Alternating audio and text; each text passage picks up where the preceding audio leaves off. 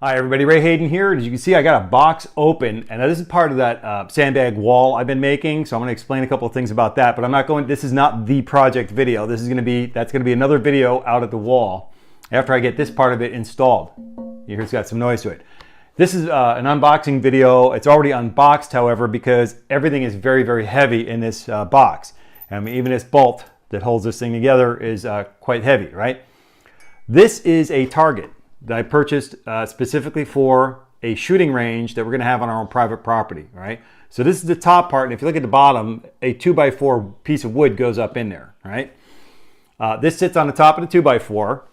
This bolt and the washer itself will sit up here like so, right? So they sit up on the top. Now you can see there's an angle here already, right?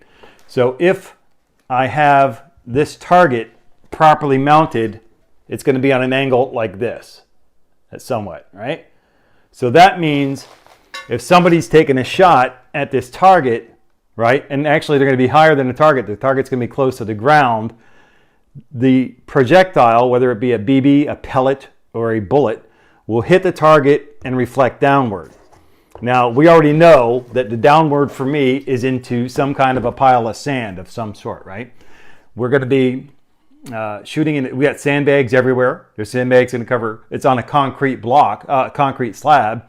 It's going to be sandbags all over this thing, so nothing's going to hit a concrete thing and bounce anywhere else. It's going to hit this metal target and go right into a bunch of sand.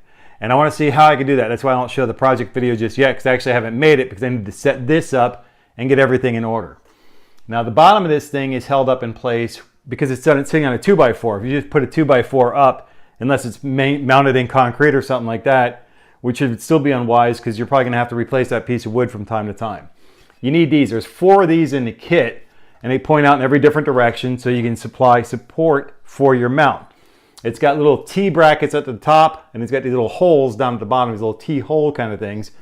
These just slide together, and that's it. That's all you're done. So there's nothing, you know, it's just kind of sitting there and everything else. Now they have these holes in there.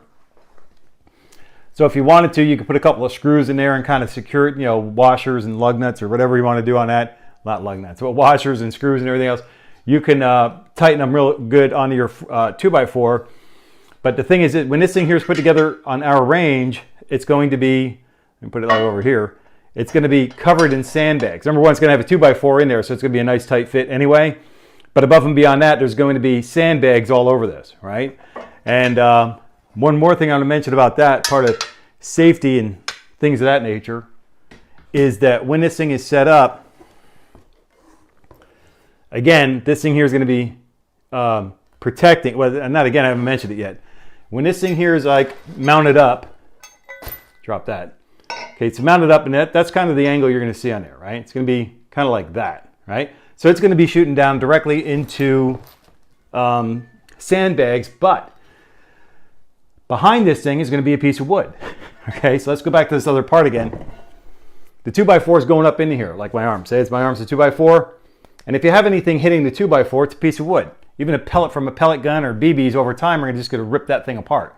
So rather than having the 2x4 get destroyed every day, if you miss, right? Don't miss. Be a real good, you know, shot. But the target itself is going to be covering most of it.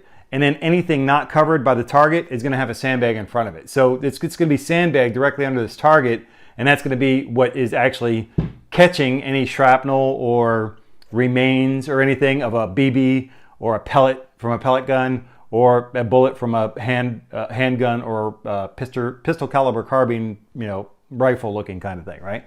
So with that, so that's it. That's the unboxing of this thing. I purchased a target for our private gun range on our private property. This is 3/8 inches of steel. This is incredibly heavy.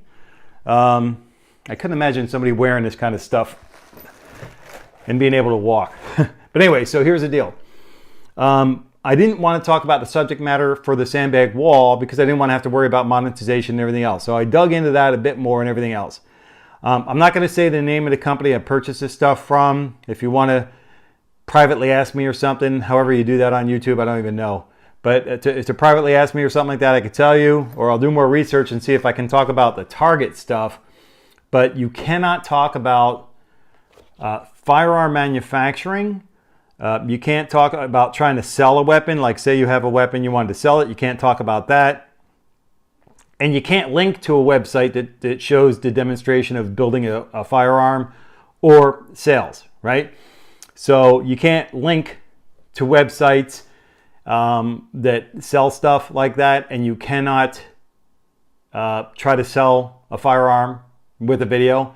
And that may seem like it doesn't really make sense, right? But you might see videos on there where people are selling a car or a motorhome or something like that. And you're like, what in the world is this? What kind of YouTube video is this? And I used to make videos kind of like this, not sales videos, but I'd make videos for the study of law, right? And I still will, and I still do. And some of them are not meant to be on YouTube, but they were meant to be for my own private website. So you see the video on my own private website, but it's not a YouTube video, right? I talked about this in some of my earlier videos, but I wasn't making YouTube videos. I was making YouTubes for my own private website, right? So if you're a manufacturer and a retailer of vehicles, motorcycles, motorhomes, or whatever, airplanes, you make a video about selling the item that you have.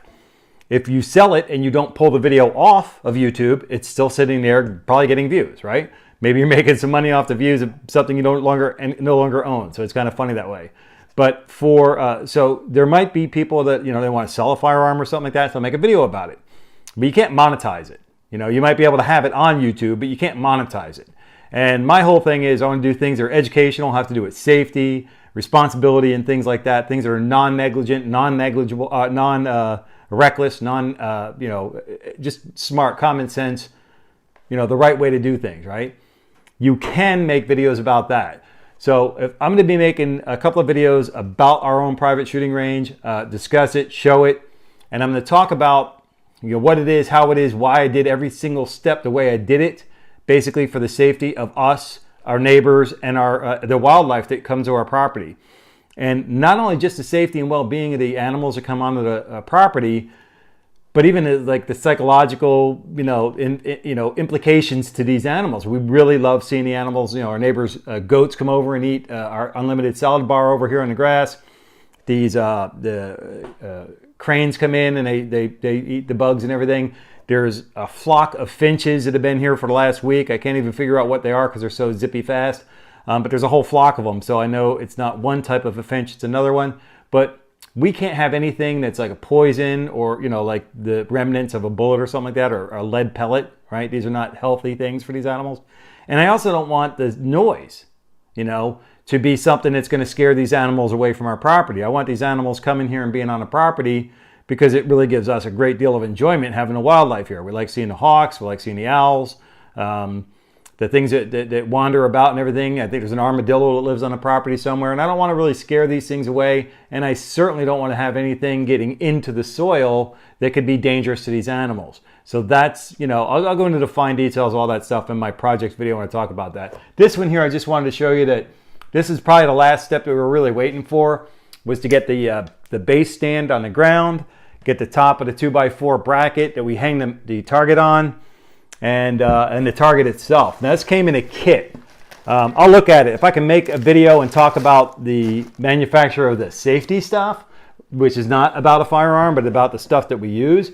I just want to make sure that we get a nice safe target that would basically preserve the sandbags. The sandbags are overkill, to tell you the truth. There is a video, I don't even want to talk about that. I don't even want to take a chance talking about that. But there's the military has been using for decades, if not centuries, sand in front of their emplacements or whatever to protect the people behind the emplacement, right? So sand will stop pretty much anything if you have enough of it. 6 inches to 12 inches seems to be quite enough. I have 45 inches of sand behind the target. Okay, that's overkill. I don't need that much. I don't need half that much, right? And I'm not firing heavy-duty weapons. I'm firing the biggest weapon I can foresee out there is a 9mm bullet, right? So it's more than enough overkill for protection. The rest of it is the marksmanship and being able to hit the target and not miss, right? That's why I bought a big target. I'm expert in every weapon I ever fired, but if I am showing misdemeanor how to use a firearm, be it a pellet gun or anything else, I want to make sure I get a nice big target for her to be able to aim at and get the job done, right? So with that, I'm going to wrap this video up. If you have any questions, by all means, drop a comment below, let me know. If you've just come by to say hey, just drop a comment below, let me know you came by to say hi. Don't forget to give me a thumbs up, like this video. And if you haven't already done so, please subscribe to the channel. I will be talking a bit more about the private gun range on our private property in other videos. So with that, it's like, if you haven't already done so, please subscribe to the channel because I greatly appreciate the growth on the network. And until I catch you in the next video, take care and be well.